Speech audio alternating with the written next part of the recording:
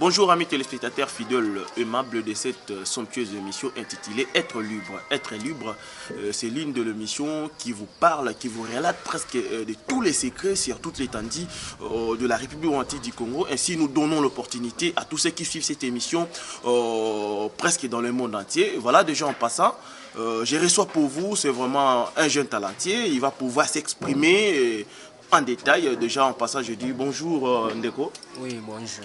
Na sepeli makasi koyambo na plateau awa. J'espère que Ebele ya koloba ezali. Oui, Ebele ya koloba ezali. Voilà pour bandeko ba découvrir yo ko mi présenter na nous kombo nani. Oui, kombo na maître Fataki Suleiman. Non, kombo na maître Fataki Suleiman. Donc je sais pas, kombo na so to cadre ngo, OK tout droit na côté à islam. Parce que quand on parle de Fataki, ça prouve que non aux à côté à islam ou comment. Naza mwalim na islam. Ozali mwalim na islam. Oui. Donc je sais pas, na évité aux appels na ba élève non oyo ko coachaka bani. Oui, ba élève basé belé na bina tangi trop. Ça va, merci. À travers justement opportunité aujourd'hui pour na koya kotala mwalim Fataki na évité ni oyo koloba na ba téléspectateurs o bazola na biso na France. Oui, maloba on a roloba naza maître spiritualité. Na salle Saramakam tout est spiritualité bino tout boza musika pour contacter maître Fataki Suleiman a repérer bino a solution ba problème au boza na ngo est spiritualité. Et bon maître Fataki avant bien même que bande ko ba comprendre ce qui réellement que yo zali maître ya spiritualité ba koye bango lolenge kani. Pour koye ba makambo oya nga est spiritualité na relaxa bino juste ma démonstration pour comprendre msala na salara et ça réel. Mais avant tout kota na na ba démonstration na moi mituna ezali ebele. Na comment na yo boye et on lakisa que non on est trop jeune. Comment est-ce que ozi idée wana pour yo pour comment na ba niveau au bandaki yango kan? Oui, makambo on na banda on a âge à 12 ans. Initiation na zone na âge à 12 ans. Na zo initiation na chef coutumier na mboka oya patu. Biso to salaki bato oyo to bana ko kale basi ya bavu. Bazungu wana oyo bakoko bangosela biso to salaki bato to ngobina wana. Sko ayo bakoko ava kufa pouvoir na sko bango luka mutu ne fois azala nango. Sko ne tage ndeki to salaki biso nyonso bango luka suma kambo étoile. Sko tage étoile nango salaki makasi ya ondi batikile nga pouvoir wana. Donc koko atikile le pouvoir wana. Oui. Mais après avoir koyamba pouvoir, je sais pas tout autour de la famille na bino. Est-ce que ba parents na yo bazaki au courant ya makambo yango? Oui, bazalaki au courant ya makambo pe zalaki eza ba puissance familiale o etikalaki. Mais alors so tomeki ko tokota na boye bina o etali musala yo ko sala. Parce que toyebi na uti ko tuna yo tout au début de cette émission, o uti ko lobake non ponga na comprendre qui par rapport à comment na yo que ça fait partie de l'islam. Koto même biso na bokoko. Na ebité est-ce que islam na bokoko na biso culture noire ne Congo est-ce que bala na rapenza?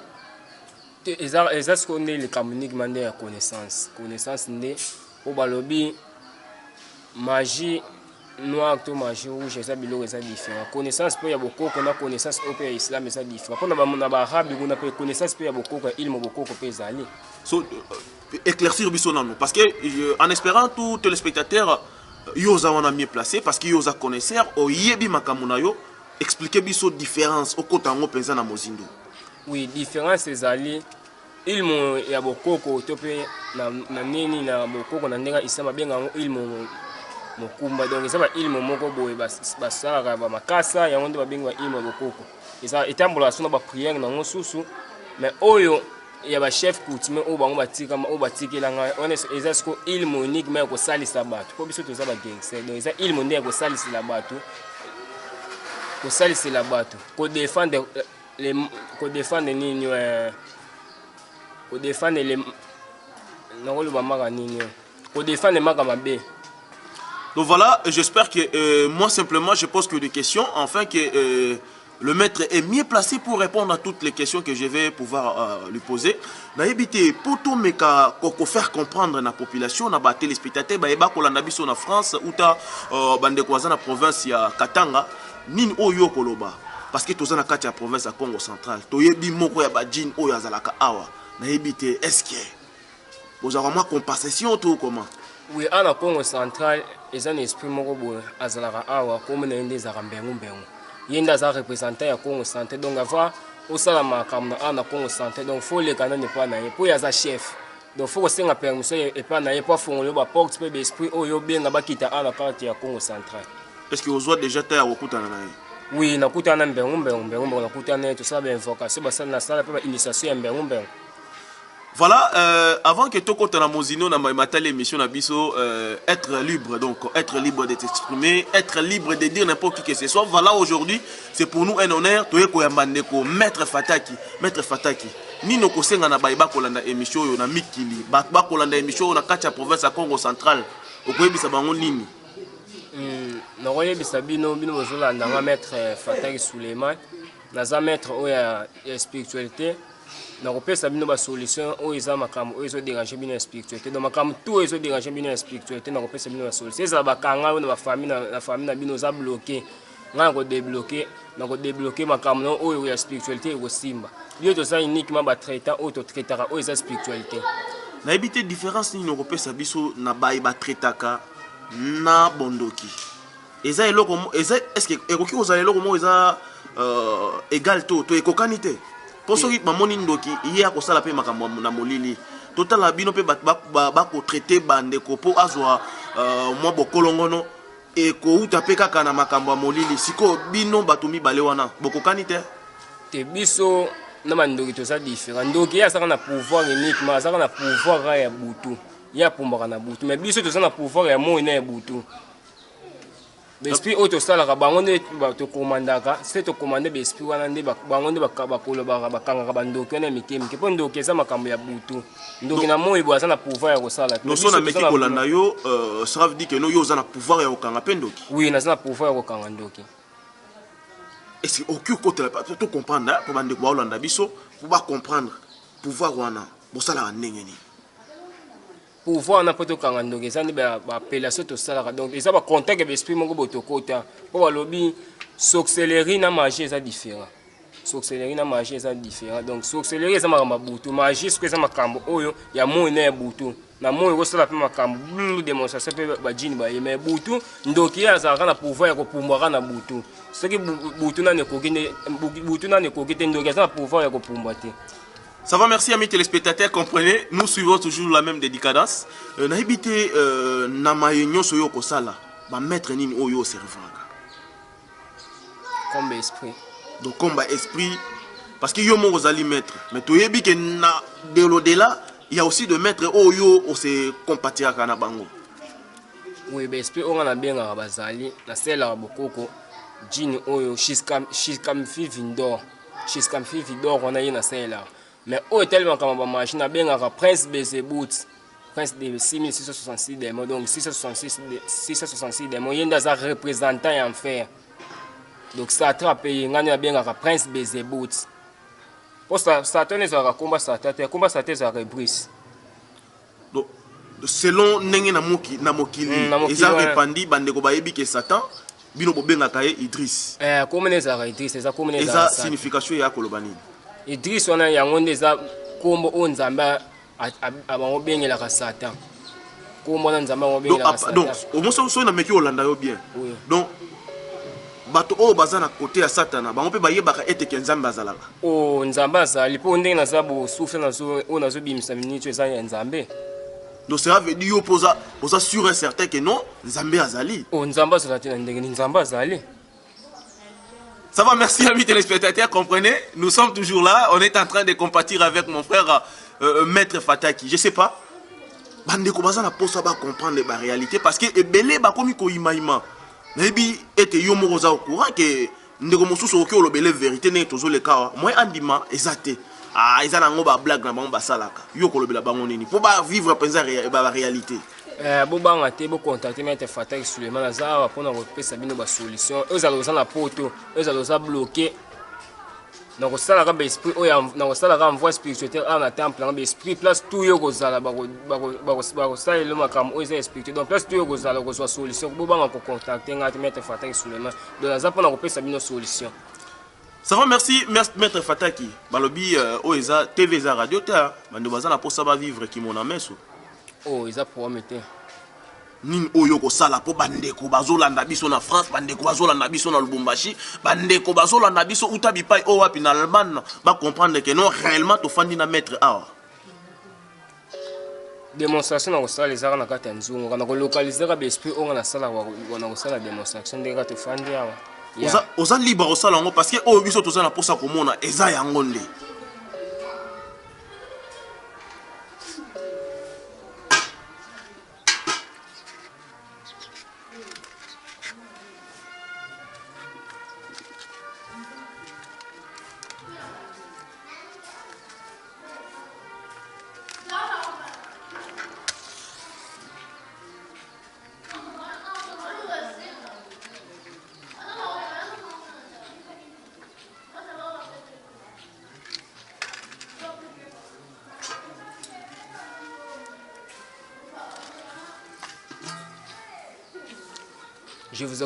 Je vous concentre mon invisibilité, mon des ténèbres. Balthazar, Ebenezer, le roi de Chicago, le roi des informations. Abrani pour Atapa, Tababli, noire intelligence. Après la mort, c'est l'enfer. Je sais que les mondes ne sont pas morts. Boukara Fala, c'est mon invisibilité, mon des ténèbres. Balthazar, Ebenezer, le roi de Chicago, le roi des informations. Oui, les esprits du Foudou, les esprits du Foudou. Monte ma force miséricorde, monte ma force miséricorde. Abrani pour Atapa, Tababli, noire intelligence. Après la mort, c'est l'enfer. Chikamsi, Findon, Chikamsi, Vindon, Chikamsi, Vindon. Wiza, c'est mon votre serviteur Suleiman Fatah. Wiza, monte ma force miséricorde. Beto banange to kulomba na ngeke fumu ya Congo Central, ngeke fumu ya Congo Central. Mbengu, wiza, moni c'est fox,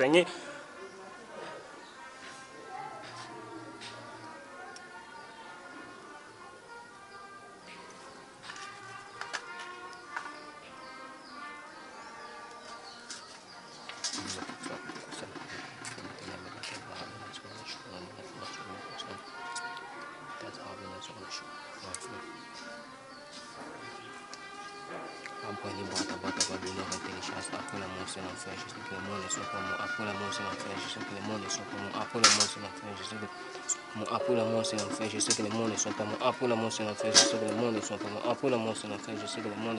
Après la mort, c'est l'enfer, je sais que les mondes ne sont pas morts. Après la mort, c'est l'enfer, je sais que les mondes ne sont pas morts. Viens les esprits.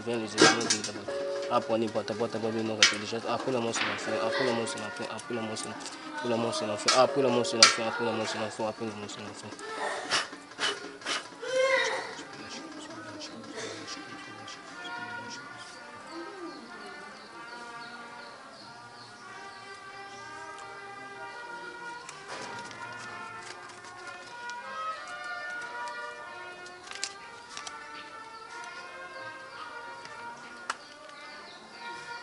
Oui, auto-localiser l'esprit, ils ont permis de sa puissance pour l'accès spiritualité. La spiritualité, il y a la démonstration. La spiritualité, il bino boza musika bana poto bobanga te ko contacter mete fataki Suleiman. Spiritualité, il y a démonstration. Mais spiritualité, ezali makambo o bino bozo ko luka ne bo mona ne ba réel nango bo mona ne ba réel nango yo ko luka likambo pe simbi yango nde spiritualité. Eza mutasali démonstration to bimisi nyoka to sali bo te makam obino bozo lukande esimba yango nde bingandi na yeli na chaîne Ozi chaîne Newsis na pesi mbote na cordon umba na Luanda place azali. Merci amis téléspectateurs, j'espère que vous avez vu quand même ce qui vient de se passer ici en personne. Donc le maître n'avait donc pas cet argent, mais subitement vous venez de le remarquer, c'est juste de surprise qu'il vient de nous faire, on ne sait pas, il y a encore bon nombre de choses que nous allons pouvoir décortiquer. Et bon, maître, tu habité, mbongo oyo obimisi et uchi wapi? Mbongo oyo obimisi uchi na agence na mission monde invisible. Donc, on a besoin de caisse, non, mbongo tombé. Kuna so za posa kuma patron, kuma rapport apa lelo, mais za makamde ya condition sile.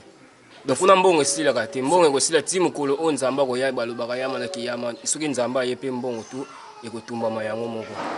Il faut fongola biso vérité parce que belé ba twaza kolanda peut-être ba ko koma pe ba milliardaire na simana yo oh eza promis bo koma na bino ba milliardaire ba connaisseur za nango soko to sinoka mibeko soko to sika tous les 10 commandements ya mibeko ya esprit o koma no milliardaire.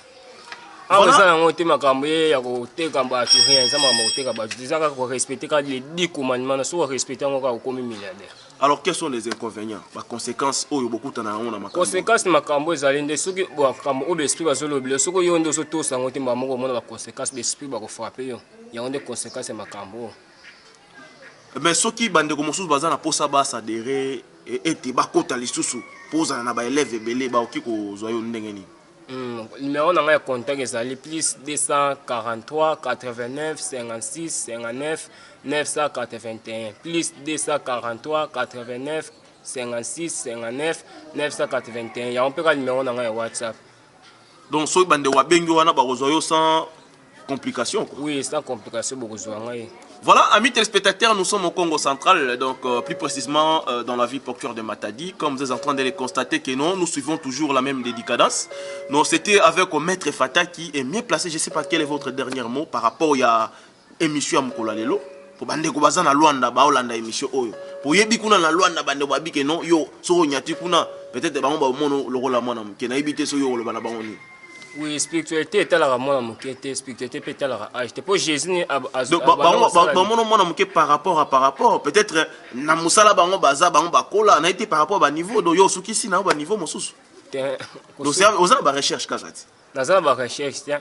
Nga sele na moni déjà présence à BSB na sa ba recherche pour nani. Pour na monde o spiritualité ça attrape BSB sur recherche ni susu na kina koluka. Ma tu ba lobi connaissance c'est sur raté mais connaissance on a loki déjà c'est kokoka. Donc si on peut monter na minute ba buki ndako ba koti ba yibi biloko oza pe na capacité ozongisa biloko ngo ba yeko zongisa ba ozongisa nga fa 5 minutes. Voilà, merci. Donc je sais pas ebele baloba na bango bongo mais salimata. Oh nga na zolo ba mona yebi place nga na telemeni. Voilà, liloba suka nino ko yebisa na ba kolanda biso bipai o wapi bazwa mi zinga zinga. Oui, liloba suka na lobi kaka bobanga ko contacter Maître Fata Suleiman. Ah to teka na biso ba to te makama makila awa ezala ngote. Do makambo ezaka awa respecter kaka 10 commandements. Donc 10 commandements oyo respecter saka 10 principal ya makambo oyo ya temple. Donc 10 nino na so respecter encore ko zo makambo nyonso oyo ko luka spirituel. Awa ezala makambo ko boma ba to te. Mais 10 commandements ngozo bomba ngo bondeni. 10 commandements faut balobi panza teke bandeko ba comprendre 10 commandements ezamaka nini ba condition ko pesa yo na esprit yango nde ko luka respecter.